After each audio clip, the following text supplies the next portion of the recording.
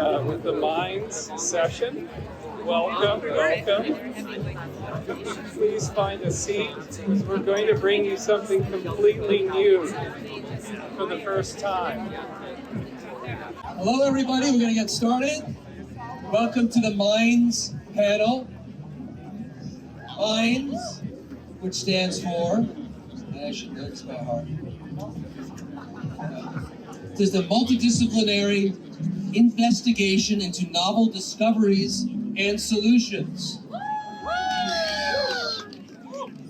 We know psychedelics can inspire creativity in so many ways.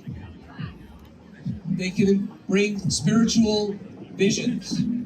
They can heal. But how can psychedelics help other forms of creativity, scientific insight, other forms of practical application in the world that can come through a psychedelic experience? We all know anecdotally that this is happening and it's possible. Now, Minds is a new organization that's going to research that territory, support the people who are deliberately doing that kind of work. And we are here today to celebrate the official launching and announcement of Minds here at the Eclipse Festival.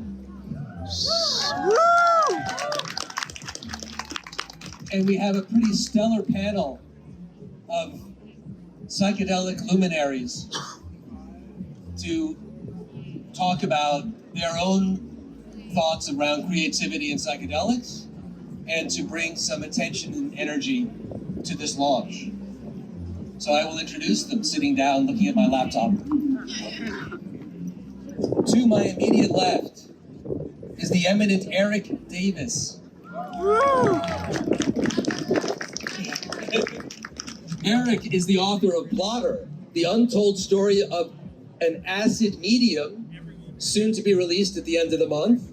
It's a study of LSD blotter art. He also wrote High Weirdness, Drugs, Esoterica, and Visionary Experience in the 70s, Nomad Codes, Adventures in Modern Esoterica, and the cult classic Technosis, Myth, Magic, and Mysticism in the Age of Information.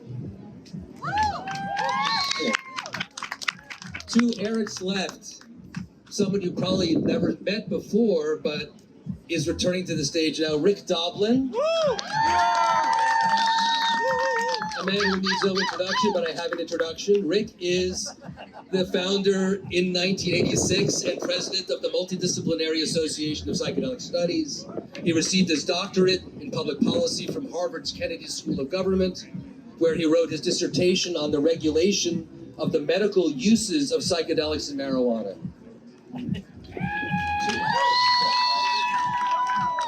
To Rick's left is Jamie Wheal, the author of the global bestseller Recapture the Rapture, Rethinking God, Sex, and Death in the World That's Lost Its Mind, and the Pulitzer-nominated Stealing Fire, How Silicon Valley, Navy SEALs, and maverick scientists are revolutionizing the way we live and work. And he's the founder of the Flow Genome Project. And to Jamie's left is Dr. Bruce Damer. He has been a practitioner of psychedelia for some 25 years, since meeting Terence McKenna in the late 90s.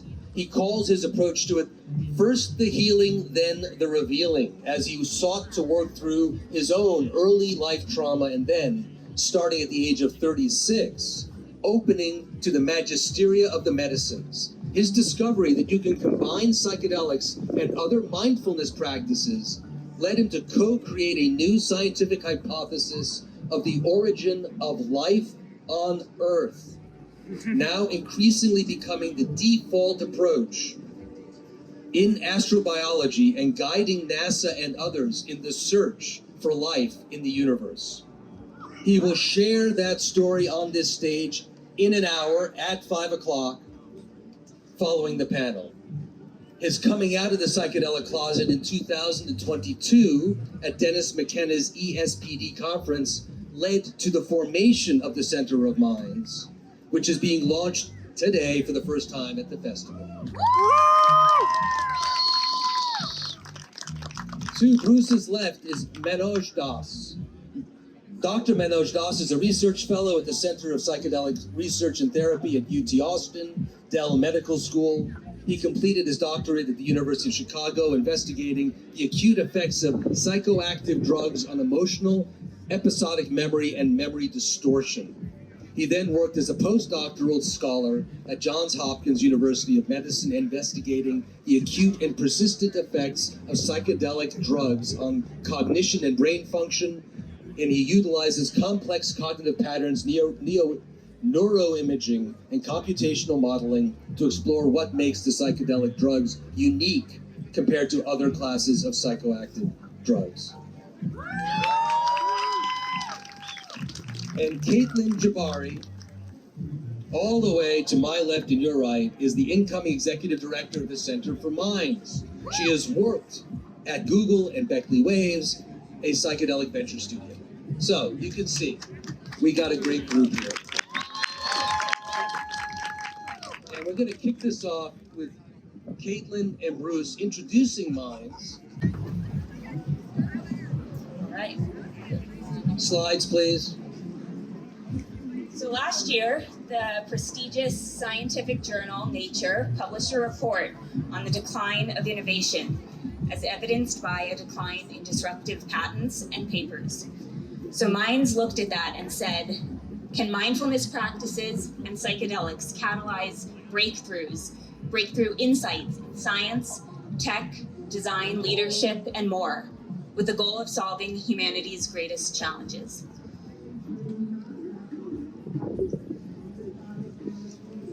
Introducing Minds, the multidisciplinary investigation into novel discoveries and solutions, based right here in Austin. 4 of the key pillars that we're looking at is 1, research. So we will fund research into psychedelic and mindfulness practices that intersect with creativity and problem solving. We will connect a global community of practitioners who can leverage each other's learnings and insights to forward this industry. And we will promote the protocols that are developed through research and eventually help develop these insights into sustainable ventures. So if you guys are interested in learning more, check out centerforminds.org. We will remind you again at the end. I'm going to hand it off to Bruce, our co-founder, to give you a bit more of the origin story of Minds. Okay, thank you, Katelin. So as Ken mentioned, I came out of the psychedelic scientist closet about 2 years ago, and I have to tell you a story how kind of risky and delicate a thing this is. Because if you're a scientist in the hard sciences and you come out of the psychedelic closet, you can risk a lot of things. But what you can most risk is reputation. People might call you a druggie, or you might be passed up for conference speaking, these kinds of things. And the New Yorker contacted me in 2017 as an interview for a profile interview. 2 hours into the interview, I realized if this went public, all the science we were doing could be at risk. You know, we could have papers pulled and not get grants funded.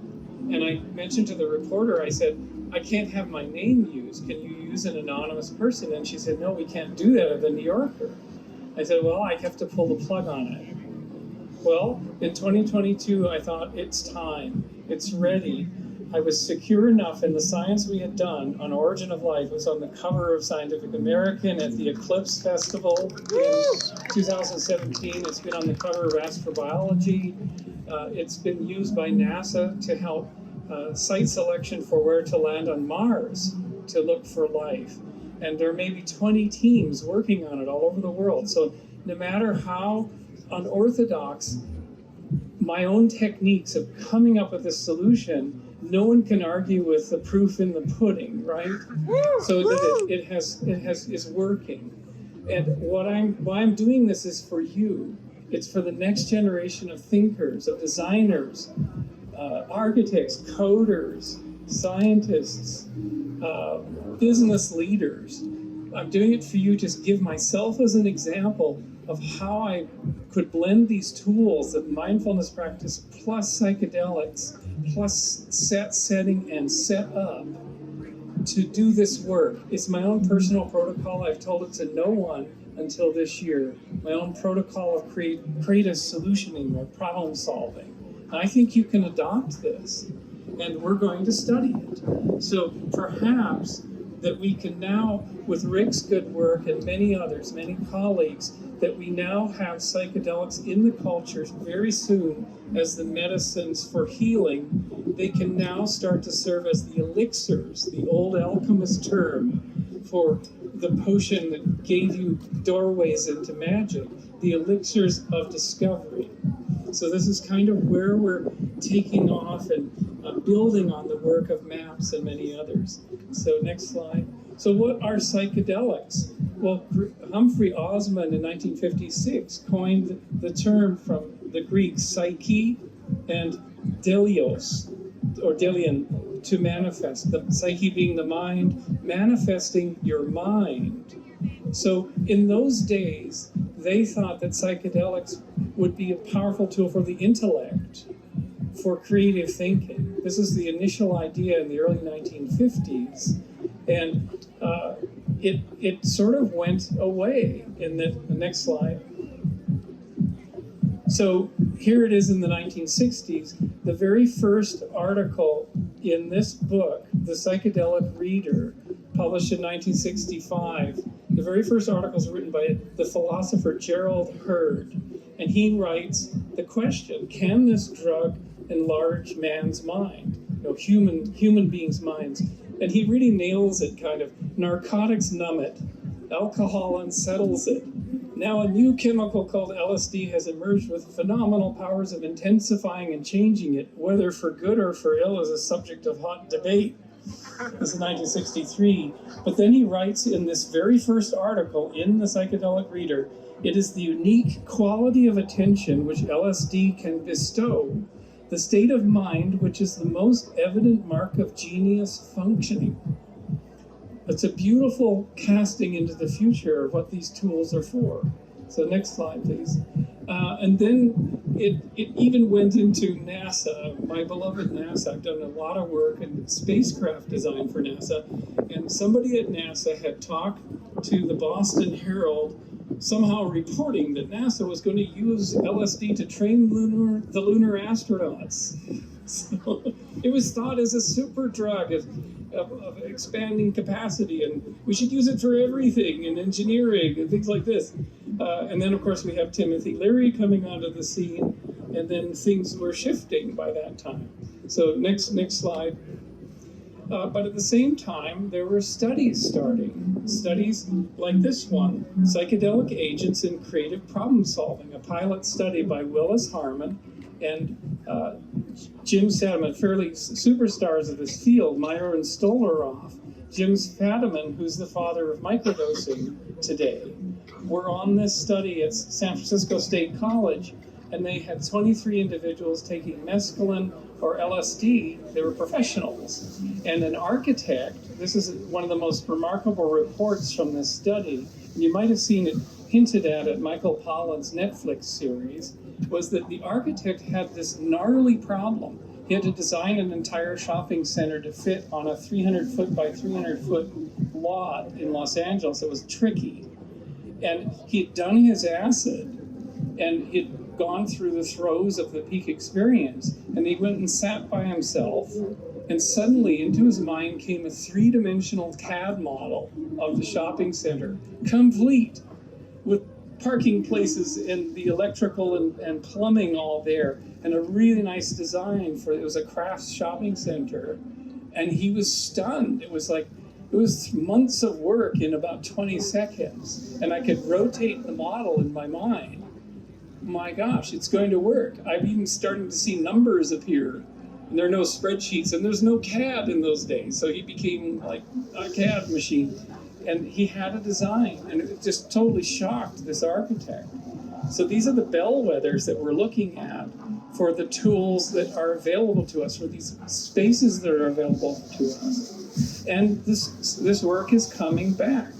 So here are a couple of articles of spontaneous and deliberate creative cognition during and after psilocybin exposure. And this wonderful review article by Sam Gandhi, Psychedelics as Potential Catalysts of Scientific Creativity and Insight. And it's just, so the research is percolating up in the wake of all the work on healing and on psychedelics and medicine. It's percolating up towards the creativity question. And by coming out of the closet, my goal is to really restart it. All of those things that were stopped in the mid-60s that were criminalized, those studies, let's get back to that science in the 2020s. So just briefly, we think there is two halves of a practice emerging, and we're trying to create some new language. You may have some ideas of your own. We call one endo and two exo. And endo is kind of the endogenously sourced things you bring to a visual experience or visionary download. It could have come through breath work. It could have come from a natural capacity of visualization that you have already. Or maybe you're a genius at hearing sounds and putting things together with sound. Often there's different kinds of intelligence that we are innately gifted with. And then exo is the things that come from outside. Like a little bit extra tryptamines in the system can go a long way, as we find. But also other things, diet, exercise, disciplines, meditations, all these exogenous practices, and of course the setting that you're in. So exo meets endo in this blend. And so we're just starting to put this framework together. And next slide. So can we come up with protocols for the skillful combinations of endo, the internal world, your magical magisterium of who you are, your insight into your world, with your outsight, with the things that seem to be downloading from what Terence McKenna called the overmind. You remember that? The overmind. So the insight and the outside, that was the old term from Aldous Huxley and Humphrey Osmond. Can we do it? So the question we're asking today, and we're going to continue for many years in the future, we hope, can psychedelic states, mindfulness practices, or a combination of the two? You don't have to have the drugs involved to have these downloads, but can perhaps an artful and skillful and safe combination of the two catalyze novel innovations in science, tech, design, and leadership? It's already done it for the arts, right? So there are an underground. There was an underground for the world that Rick tapped into. We're calling for the under-the-table people, the button-down people who have developed practices using some of the medicines, using these elixirs, but using other practices to boost their creative flow. And where are you? And what are your stories? So on our website, centerforminds.org, we have a survey. We'd love to hear from you. Have you had an outside download that took you over as though it was a trip? Have you been able to land it in something? Did you draw it out? How did you crystallize it? How did you get it peer reviewed? So you saw the entire structure of the universe one night, right, as we have. But did you go out and have any mentorship or any help or support? Even if you had the physics training, you still have to go through peer review. You have to get it due diligence. And it doesn't really exist. This kind of communal structure doesn't really exist to support these solutionists that are using these tools to come up with these wonderful emanations from the field, if you will. So one of the functions of Minds, as Katelin pointed out, is a community connect function. And this is what we're doing really here. We're asking you, the audience, do you have your own, have you had your outside experiences? How have you managed it? How did it come on, and how did you land it? How did you manifest it? Were you shy to share it with anyone? And did you reach out, or is it still there in a library somewhere? And at 5 o'clock, I'll be telling you my whole story and geeking you out with a heck of a lot of fun science too. to show how I landed it. I landed a major trippy download into a major new hypothesis that is transforming multiple fields. So you'll hear that story just after the panel. And with that, I think we're done. Here's our panelists are coming up, and I think we've got some people have some little bit of introductory good prompting. And we're going to start with Jamie Wheal. Jamie Wheal, have you? Why don't we bring everybody back? Bring everybody back. Okay. Thank you.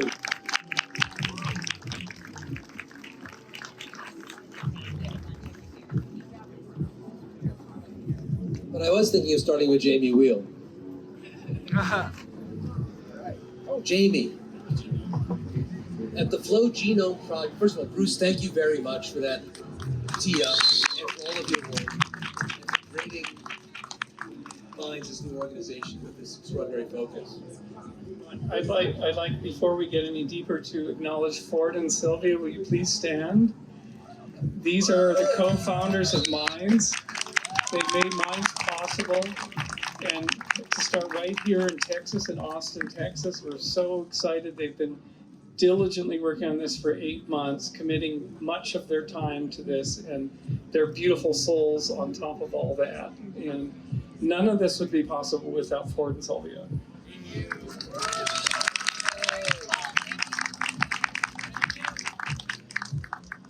So the focus of Minds is on creating a formal context for introducing psychedelics essentially into the creative process in a way that would deliberately extend the possibility of what comes through in that creative process. Jamie, at the Flow Genome Project, you have been working with people, training people to enhance their creativity in many ways and bringing them into flow states, helping them understand how to enter flow states, to hold that. In some ways, flow states are similar to psychedelics. I'm wondering how you might think about or feel about the idea of introducing psychedelics deliberately into that kind of process, teaching creativity and helping people develop their creative insight. Yeah, I mean, I think it sort of all boils down to how do you shoot the moon and stick the landing? And so, post 60s into our current psychedelic renaissance, it feels like we've all been kind of bungee jumping into the back of beyond, right? And at this point, it's time to start cross-mapping it and building a cartography of the sacred, of the numinous, of the non-ordinary, so that we can begin to, however tentatively, formulate a physics for the metaphysics, right? Or as Douglas Adams put it so nicely, he said, how can we F the ineffable? Right? So I think one of the biggest things and challenges for us today is that, and this is Ken Wilber's formulation back in the day, but basically when we go from the rational, right, so straight suburban Mugglesville, we get zooted on some high quality blotter, and then we're like, oh, it's all the things, right? It's all the motherfucking things. And there's a profound difference between the pre-rational, right, what is regressive, superstitious, magical thinking, and the post-rational, but it's all non-rational. And unless you get to split them down the middle like that, we lose all of our discernment. We do our own research, hijacked by the algorithm on YouTube, and the next thing you know, you're a hop and a skip from Marjorie Taylor Greene.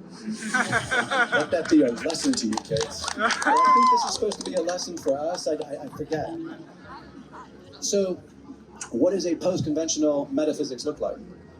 And in a super, super simple boiled down way, because a journalist asked me, it's like, well, how do you make sense of stuff? And I was like, well, I guess, and I just said this, and then I kind of now increasingly stand by it, which is a triangle. So picture a triangle, and it's composed of three things. It's composed of Pascal's wager, Occam's razor, and Bayesian analysis. So Blaise Pascal, French mathematician, famously said, right, better believe in God just in case than be an atheist and burn in hell if I'm wrong. So widen your aperture and consider all the considerables. Ponder the imponderables, right? But now you've got to balance that with William of Ockham, like 13th century English monk, who basically was like, the simplest explanation is usually the true one. So don't get caught up in overly baroque, self-serving, elaborate justifications about your star being galactic downloads, Anunnaki, whatever the fuck. Occam's razor would suggest you were just high on drugs. Followed by the final one, which is kind of the base of the pyramid, which is Bayesian analysis, right? And Bayes was an economist. He basically was just saying, hey, don't get out too far over your skis, right? Hold your fire. Take in all the information and probabilistically update your stance over time with more recent and trustworthy information. And in that way, you can steer in the metaphysical realms with some degree of post-conventional. So it's not saying this is the truth, right? It's not saying this is the way, but it's a flexible and adaptive way to still not to just because we're going post-rational doesn't mean we slip-slide into the irrational.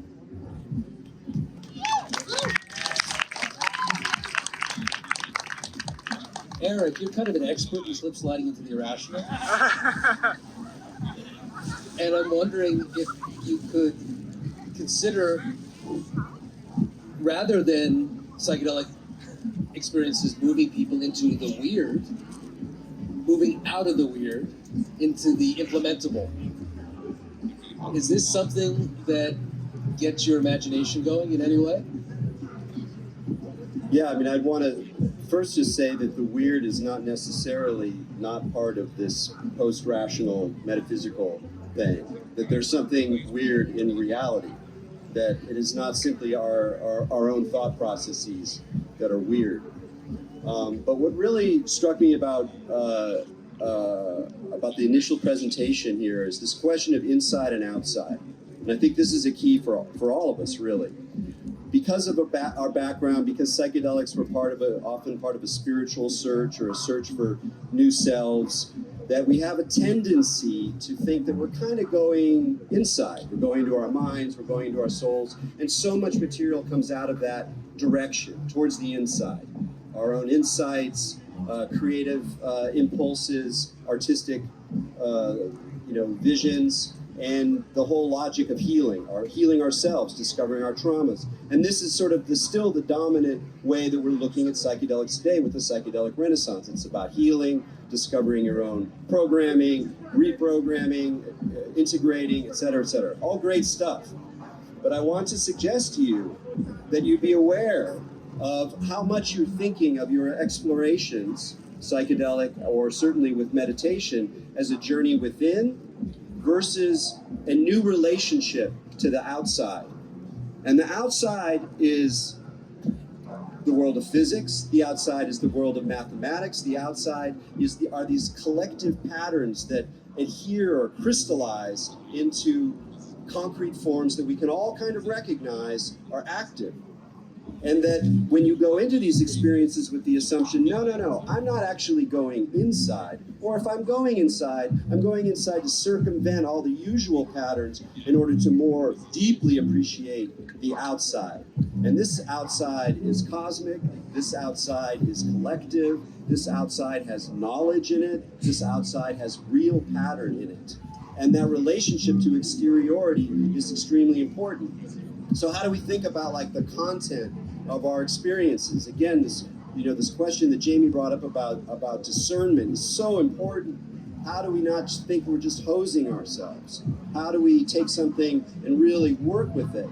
And one way I like to think about it is that what you're doing or what's happening in a psychedelic experience and other kinds of visionary states, it always needs to be said, we're not just talking about psychedelics, is that what's happening is that there's an interface that is being created between you and the outside. And that interface might take the form of archetypes, it might take the form of patterns, it might take the form of hypergeometries, all of these different forms and fields and visions are in a way between you and the outside. And so the work of working with these things over time, these protocols that Bruce is talking about, is partly about letting go of the aspects of the interface that are really mostly your internal projection, or your own mind doing its goofy thing, or pop culture running through your head and like recombining in the way that pop culture recombines. And instead you're kind of like, yeah, okay, great, okay, enough of that, peel it back.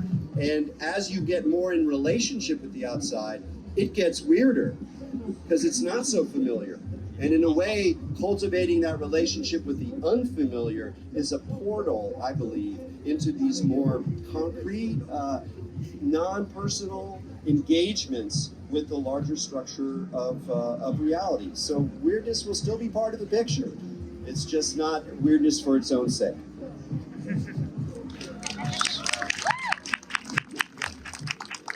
So Rick, so much of what has been happening over these past 20 years in the psychedelic renaissance has its seeds in the research that MAPS has led, has been able to finance, and to bring this extraordinary amount of attention to the potential of psychedelics that is now being shown and proven and peer-reviewed through the peer-reviewed research process.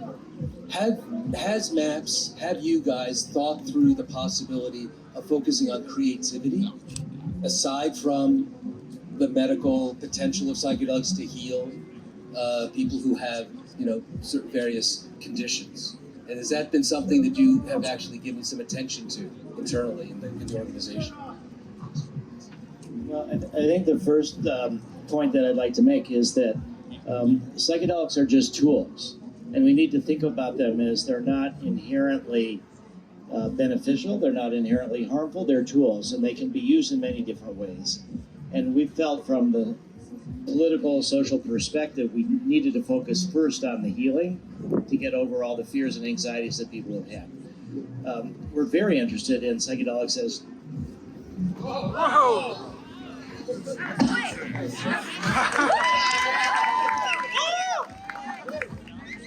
This chair is a tool too, not too good of a one. All right.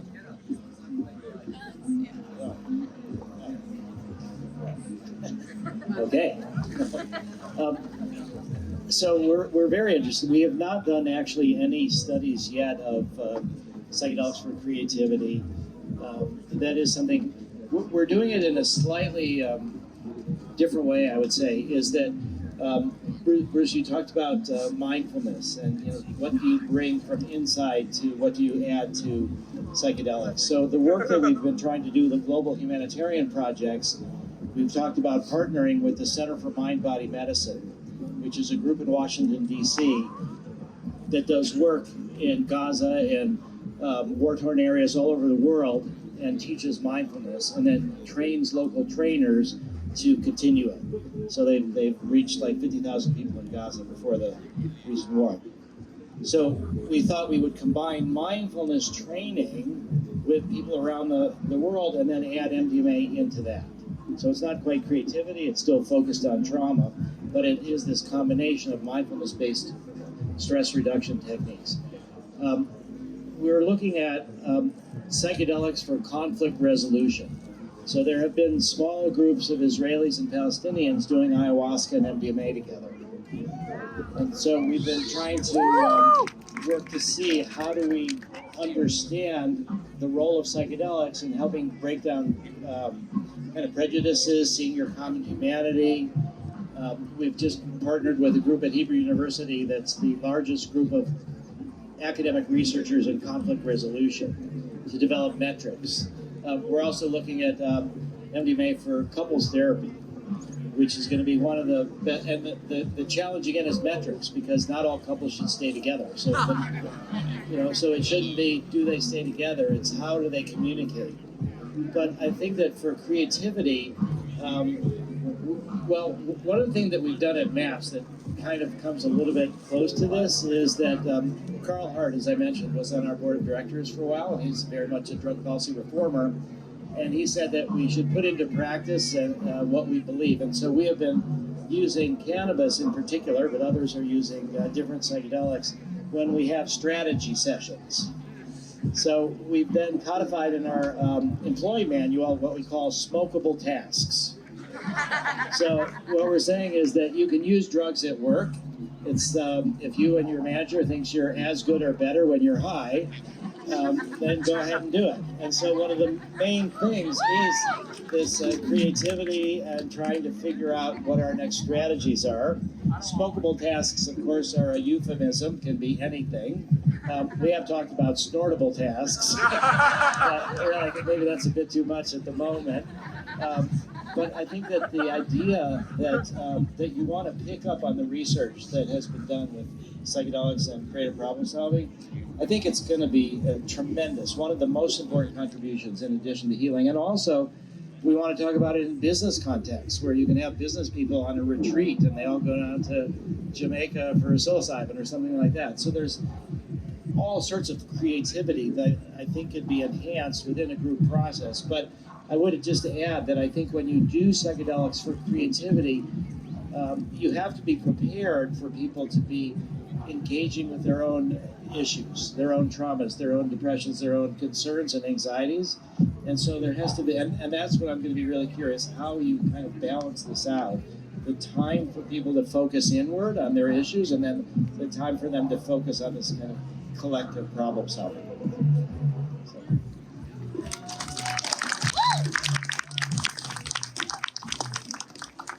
Manoj, you're now developing a research project for Minds. Can you tell us a little bit about it, what the objective is, and is there a start date that's already set? The start date's not set, but we have been talking, we've been in cahoots maybe, and we are looking at a new way of looking at psychedelic drugs on their impact on different fundamental neurocognitive processes. So a big problem I think right now in a lot of psychedelic research is that people are using very kind of standardized, controlled cognitive tasks that typically actually show impairments. So for example, one of the papers that Bruce presented over there actually found that while people were under the effects of psilocybin, they thought that their ideas were more novel, but they didn't actually get better. So, I think one issue is that we can't use some of these typical old tasks where people just end up just showing impairments. The other issue right now, I think, in psychedelic science is that people are just scanning the brain while people are doing whatever they want in the scanner. And so when you're under a psychedelic, you're going to be shuffling through all kinds of different cognitive operations. And when you're under placebo, you fall asleep. So your point of comparison is really poor there. It's kind of an ill-posed problem. And so I think that we have to have kind of a combination of these things where we need to have better cognitive tasks, but we have to look at maybe what gets enhanced. And it's not going to be necessarily something so concrete in at least your standard type of cognitive task, but we might get certain processes that are. So one thing that we've been showing recently is that there's different types of memory systems in the brain, and that psychedelics impair learning in some of them, but they might actually enhance learning in some others. And that typically these memory systems might go together, but now we're having a little bit of this decoupling between these two memory systems that might actually be a good thing for certain types of things, such as solving problems. So this is something essentially that we're trying to test, that we would like to test with Minds, that we proposed to them. And so I think first finding what are the fundamental neurocognitive processes that do get enhanced, and then going from there and trying to harness those to look at how this can result in perhaps, bigger problem solving. So when you say neurocognitive processes, can you give me a couple of examples? Yeah, so one of the process that we're really looking at, so essentially you have these two forms of memory, recollection and familiarity. There's multiple memory systems, but we can just go off of these two. So your recollection is kind of your standard way of thinking of human episodic memory, like I remember doing this thing yesterday, at this time, etc., very specific details. Whereas this other memory system, familiarity or fluency, is this ease of information processing that comes from just previously seeing a stimulus. For example, if I show you something the first time, the second time you see it, your brain's going to not need as many neural resources. It'll also result in things like faster reaction times or more spreading activation through your semantic network. And this is essentially what I think psychedelics are enhancing, and no other drug that I've looked at out of the GABA-A sedatives, out of the NMDA antagonists like ketamine, out of cannabis, no other drug seems to decouple these two memory systems the way psychedelics do. So this is essentially what we're, at least two forms of memory we think might be important, because if you think about what happens, after a psychedelic experience, people still have these lingering effects. It's potentially due to the memory with what they learn, what they're taking away with them, that is providing this lingering, persisting, let's say, insight. So this is essentially what we want to look at, but we also want to be careful, because this whole fluency process can also become kind of misattributed. So if you show somebody an idea multiple times over, it becomes more fluently processed. It also makes people think that the idea is more true when it's not necessarily. This is known as the illusory truth effect. So I essentially want to be able to find, there's clearly cases where psychedelics make people think that, they have some crazy insight, right? That they've solved the universe or consciousness, and they ain't winning no Nobel Prizes. So, but there's other situations, like, for example, when you're an expert, when your particular idiosyncratic semantic network, you find an insight there that's not necessarily so bizarre and out there, but rather like a reshuffling of information, the way Bruce might have found, this new idea for the origins of life. That's where I think we're going to find more insights that psychedelics are going to be able to induce. And I think we need to start at kind of a lower fundamental level of understanding, for example, processing fluency and the effects of psychedelics on it. I just wanted to, you talked about no Nobel Prizes. I just want to talk about Carrie Mullis. Carrie Mullis, as well as the double helix, sure, but that was within their, essentially their, their knowledge space, right? They weren't coming up with these insane insights about, how to weave a basket better or something. That's probably not their expertise, right? And so I think it's when it's within your space and you find a novel solution in there, I think that's something that we can maybe trust more, rather than just an idea of feeling very true when it's not necessarily the case. And I also want to ask you just about semantic priming. So one of the studies that is really interesting is about psilocybin. And when I say day, you say night, man, woman, the normal kind of patterns, but under the influence of psilocybin, people have a wider range of association. So is that in the direction that you're thinking of? Semantic priming and fluency, familiarity, they're all directly related. And so actually the way semantic priming looks in the brain, a lot of times actually you get less neural activation after you've primed a stimulus. So that's one of the actually, the pieces of information here that I actually brought into our proposal to Bruce. So yeah, that was a study from 1994. And what they showed essentially is that, for example, if you get sweet and sour, so typically you get sweet and you might think sour. If you get sour, you might think lemon. But under psilocybin, you get sweet, you immediately go to lemon. So it's kind of this spreading activation. And it's related to this idea that essentially I've been calling fluency exaggeration or flux. And so I think that's what's happening with the effects of psychedelics that we're trying to test with minds. I'm wondering, Jamie, maybe you have a thought about this. This sounds, the analytical approach here, narrowing down exactly what the mechanical aspects might be under psychedelics around a creative process. How do you take into account getting gobsmacked by the divine? Yeah, I mean, that kind of begs the question, right? Are the neuromaterialist explanations, and the classic example is understanding how the transistors in a television work doesn't give you Game of Thrones, right? And so where does the information come from? Presumably needs additional layers of explanatory mechanism beyond just neurons and synapses. That's sort of nice to know, but to the extent that that is not intervenable, right, then does the knowledge allow me to do it, tweak it, tune it, optimize it different or better? It is necessary and essential for us to validate this space, but it's not the high weirdness that Eric is hinting at, right? So I think that the question of where does the information come from, if we kind of lay stepping stones across the river from the rational to the post-rational, you've got sort of at least four explanations, right? Explanation one, which is the most Occam's razory, right? The most parsimonious, the most scientific materialist, is just that, good old Henri Bergson and Aldous Huxley, right? The reducing valve of consciousness. When you're on these serotonergic psychedelics, boom, you're just taking in more of the data stream that is whipping past us at 11 million bits a second anyways.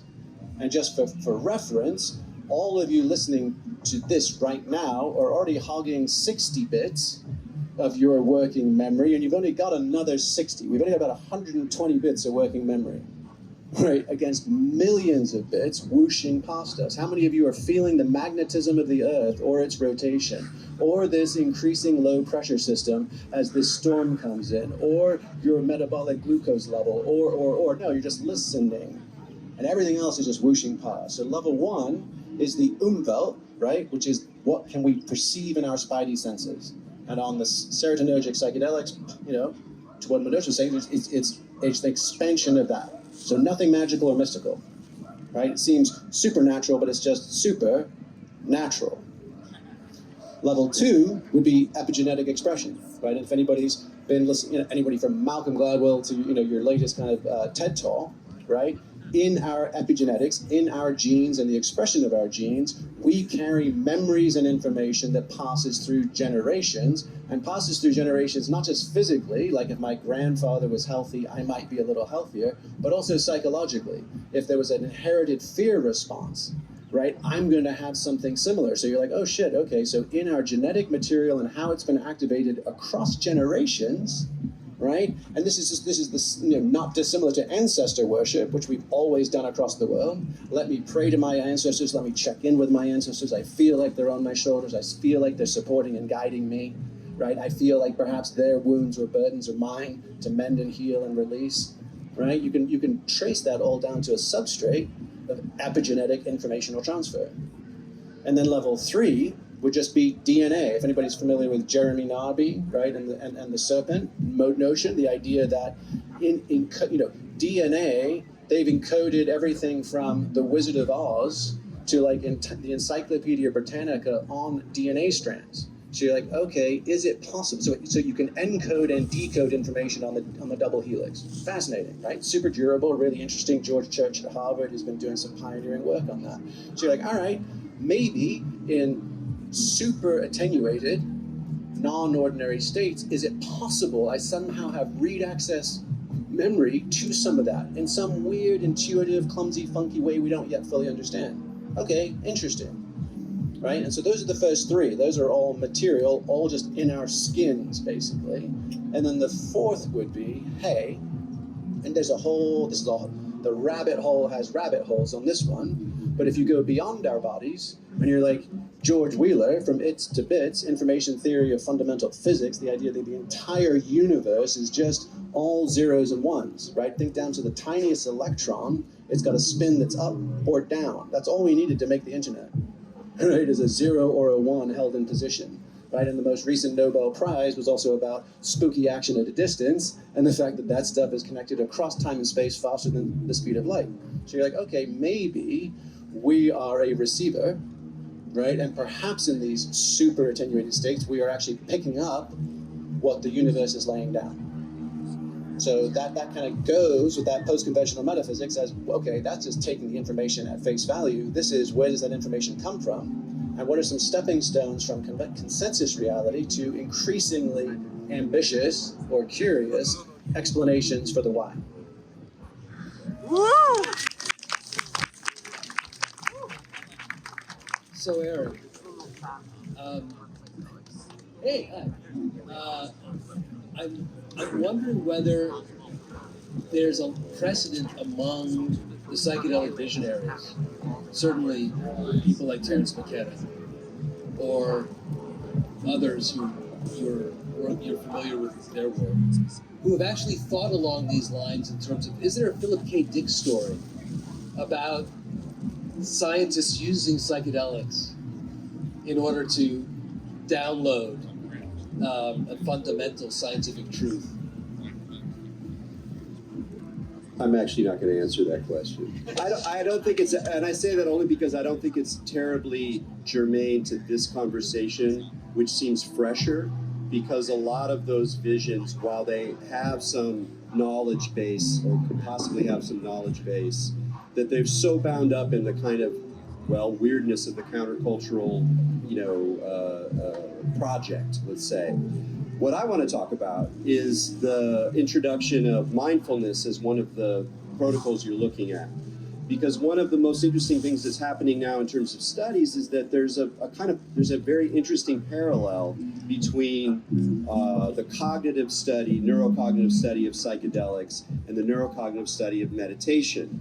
And we've mentioned mindfulness, and mindfulness, I'll just be frank, is a kind of a minor player in the big game of meditation. There's something extraordinarily narrow about it, and it's often, there's some problems with the overemphasis on mindfulness as kind of the general idea of what meditation is. It's very helpful. It's very helpful for stress reduction. It's very much part of a complete balanced meditative breakfast. But there are other modes, and I would think here specifically about non-dualist modes of meditation, which is ultimately not really about meditation, it's just being awake to what's happening right now, that are more germane to this. And I think it comes back to this question of inside and outside.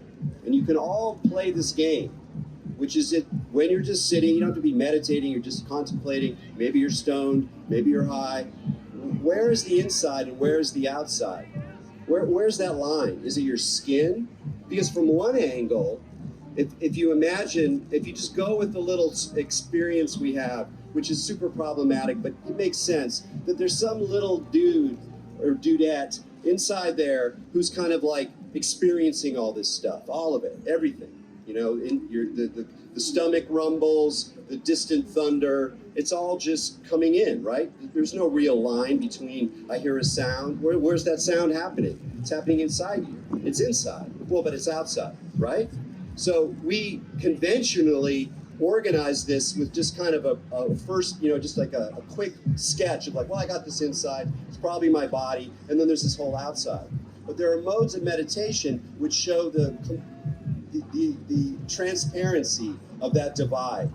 And so suddenly we're in a world where it's all inside and it's all outside, you including the arising of your own conscious experience.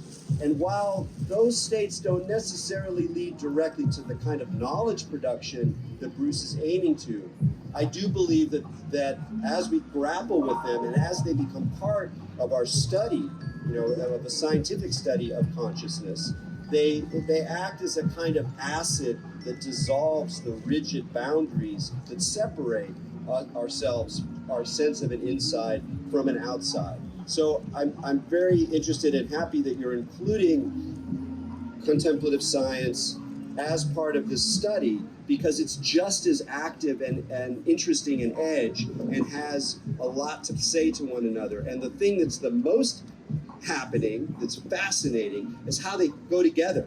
And nobody knows how they go together. Nobody knows exactly the best way, the most productive way, the most insightful way to bring in meditative or contemplative practices with psychedelic use. There are all sorts of protocols in the wild, there are all sorts of individuals who have explored this, but because it's also happening in the sciences, I have a lot of faith or hope or fascination with the way in which these two studies, these explorations that are both in the material world and in the world of consciousness, that they'll point us towards something. Because of course, the elephant in the room is that nobody knows what consciousness is. What, it's mine, it's yours, is this all happening to me? You know, there's a rabbit hole for you, or a rabbit hole of rabbit holes. But I think that that's a point to press in order to create the kind of minds that can respond to downloads in a very different way. So Bruce, I want to ask one last question of you. We've been talking about the research, but also an important part of Minds is the building of community, of people who are doing this kind of work, having the sort of experiences that you discussed, that you soon in a moment talk about your own experience, and how psychedelics and mindfulness practices and aligned practices contributed to your creative work in science. But if you could talk a little bit about how Minds is also intended to support people who are doing already in this process for themselves and who are looking for a community. Please. Yes. Actually, after being on some initial podcasts last year, I started getting pings a ping from a practice group in London, a bunch of English doctors and nurses and scientists who say, we rent a house outside of London on a periodic basis, and we have a practice of taking a medicine or an elixir and going through our personal process, but it's all designed to take ourselves professionally forward. So actually at the beginning of when we gather, we talk about what we're working on, you know, a new therapeutic process or a new surgical thing that I just can't figure out. And we open the space for all that free association in group to allow them to come up with a solution for something they're actually working on. And it was fascinating. And I asked this individual, do you have a protocol? And they said it's 35 pages long. Wow. And he said, we can't share it with you until we've done a few more of these practice group sessions to validate our protocol as a group, and then we'd be comfortable to share it. And so it's like, amazing, this is going on out there. So I think it was either, I don't know who said find the others, but someone said, Larry said find the others. And so it's like find yourselves in the others. We want to provide a platform for you to do that so that you can find like-minded people. When I'm doing talks in public now, I have a line of people next to me, and sometimes I spend hours talking to them, and they've never told anyone about their practice, ever, at work or in their family. It's always been extremely private, very introspective, but beautifully designed. So we want to provide a safe house for this conversation to happen. And one person said, am I crazy? You know, that's how she kind of thought of this stuff that would take her over in her practice. And I said, you're not crazy. And I realized how isolated she was. And we need mentorship. We need mentors for mentees. We need all that for a healthy community to grow up, just as it had around MDMA for, say, social anxiety through MAPS community support. So that is one of our objectives. So, Bruce, thank you very much. So, Katie, last question. Next steps for Minds. What are you guys doing on the ground? So there's two phases for Minds. The first is to validate the science, the protocols, develop them into something that can be shared more publicly, and then to advance the practices. So as Bruce said, gather the community, find the others, and develop insights from those protocols that can actually turn into real-world ventures, applications. It's one thing to have a really incredible insight. It's another to, have an impact on the world with those ideas. If Bruce had had this download and no community, no support, nothing to do with it, we wouldn't have kind of the leading theory on the origins of life in the universe. So we want to first validate the science and then advance the protocols so that everybody can benefit from what we find. Thank you very much.